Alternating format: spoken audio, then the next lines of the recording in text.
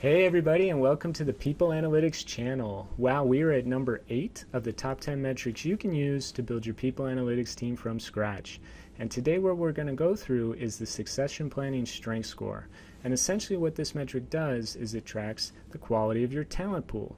And we're not simply interested in how many high potentials you've identified or what positions they're assigned to. We're actually looking at the breadth, depth, and quality of their career development experiences, and more importantly, whether that individual is the right fit at the right time for a critical role. Now, the one caveat I want to give you is that this particular metric requires you to put your data science hat on a little bit tighter, especially if you're using R or Python. You'll find that potential performance and readiness has a lot of correlations that suggest if you do X, Y, and Z, it's going to drive succession planning strength score.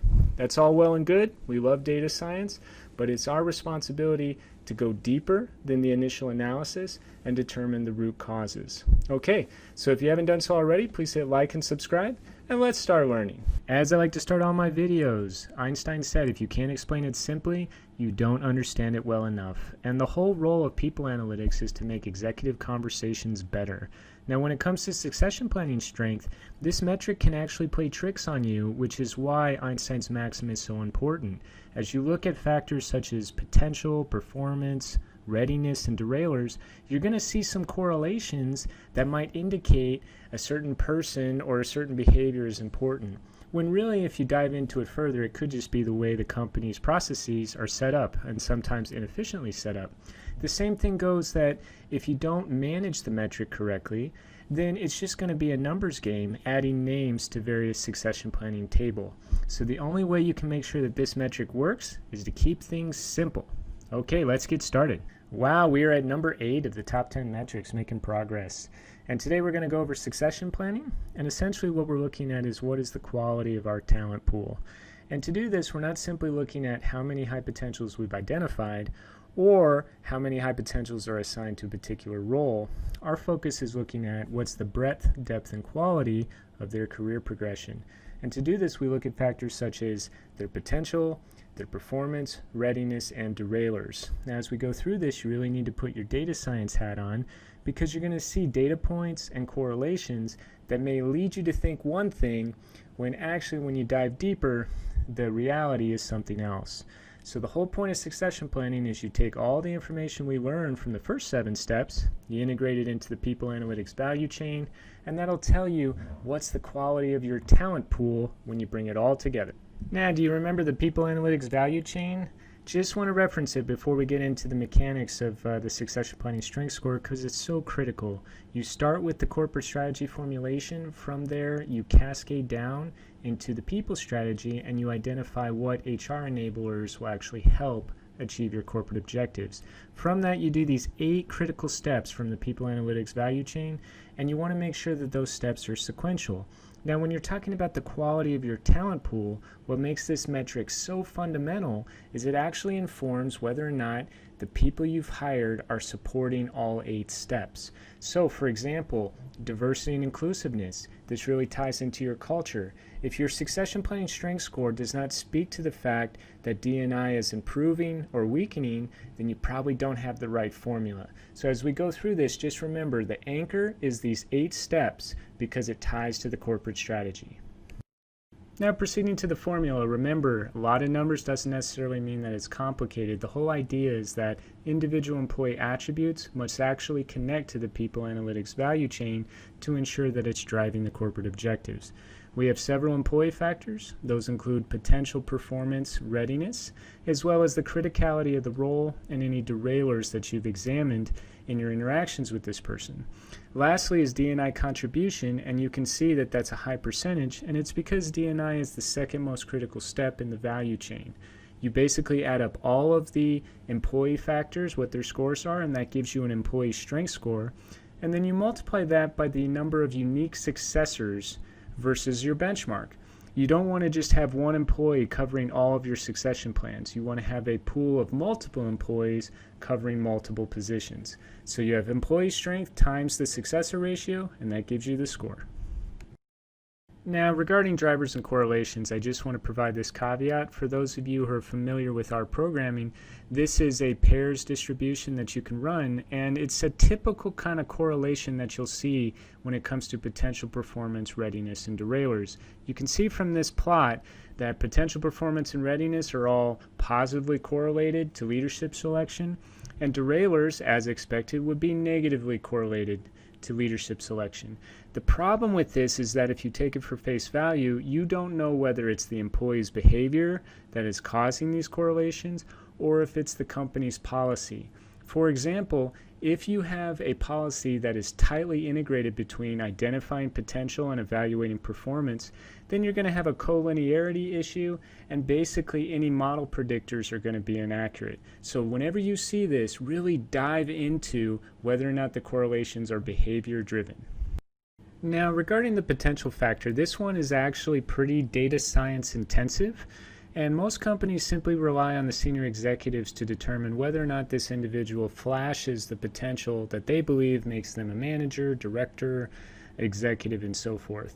But essentially what you want to do is really combine robust data points.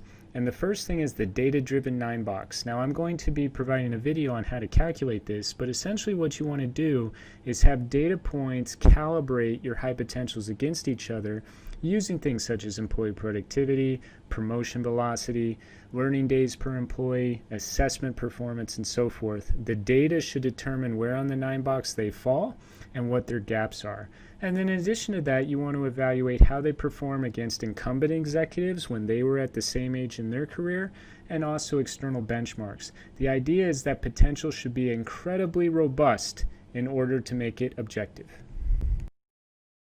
Proceeding to the performance factor. Now, a lot of companies make the mistake of just using annual performance reviews to determine how well someone is performing regarding this factor.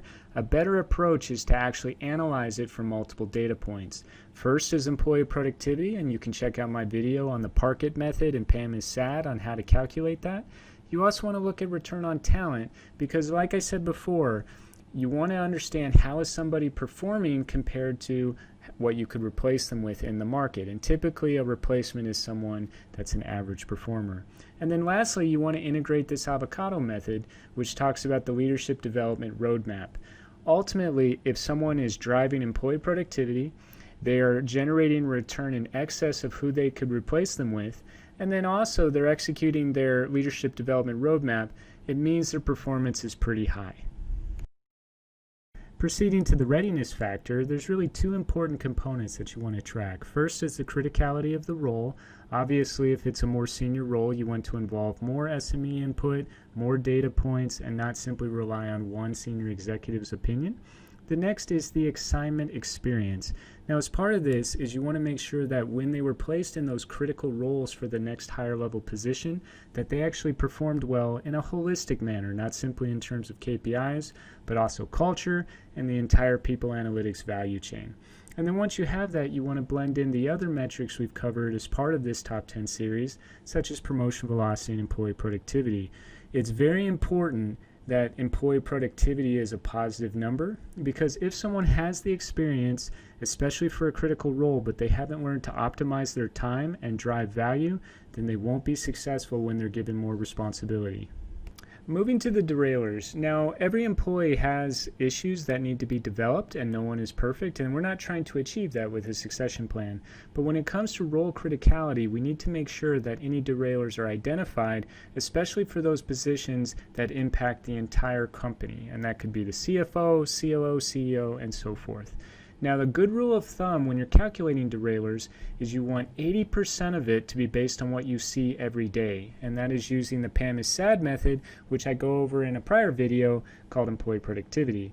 And then the remaining 20% you should use based on what the consultants tell you as part of the external leadership assessments. A lot of companies make the mistake of only recording the derailers that the external consultants identify without properly tracking what they see every day. And obviously, colleagues, bosses, fellow project team members are seeing these derailers. It should be documented and helping someone with their development. As we go through a sample calculation, just remember a great succession plan combines exceptional employee talent, with strategic priorities. You need to make sure that the individual employees actually fit within a portfolio of talent that helps drive your corporate objectives. So for this sample, it's very basic. You basically, for every employee factor, calculate their actual returns, doing what we said before, looking at employee productivity, incorporating the Parkett and Pam and SAD method, and so forth. Once you have the employee strength score, you times it by the unique successors ratio, and that gives you the overall succession planning strength score. Now, with this sample, I just wanted to highlight, you can have someone who has great performance, is ready, is in a critical role, and has pretty solid potential, but if you've identified derailers for them, or if they don't add to your culture in terms of D&I, they won't have a good succession planning strength score. And that's because individuals must connect to the corporate objectives. And that's it. What a fun conversation. So make sure you join me for my next video. I'm going to be going over one of the best metrics that you can do, and that is the data-driven 9-box. And once you get the mechanics of the data-driven 9-box in place, it's really going to help springboard you into the more advanced concepts of machine learning. So please make sure you hit like and subscribe, and I'll see you for the next video.